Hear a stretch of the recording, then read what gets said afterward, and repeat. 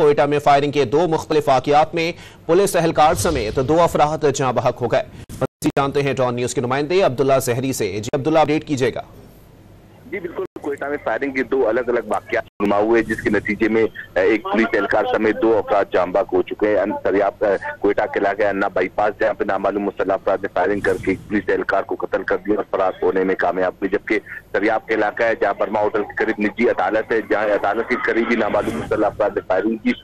Firing के नतीजे में एक राहगीर जाँ बहक हुए, जिनकी लाश इस वक्त सिविल हॉस्पिटल मुंतकिल कर दी गई है। पुलिस ने दोनों वाक़यात के हवाले से जो मकामी जाए वक़्फ़ा है वो दोनों घेरे में लिए मज़ीद तफ्तीश का भी आगाज कर दिया है। जी बहुत शुक्रिया अब्दुल्ला जहरी अपडेट करने के लिए।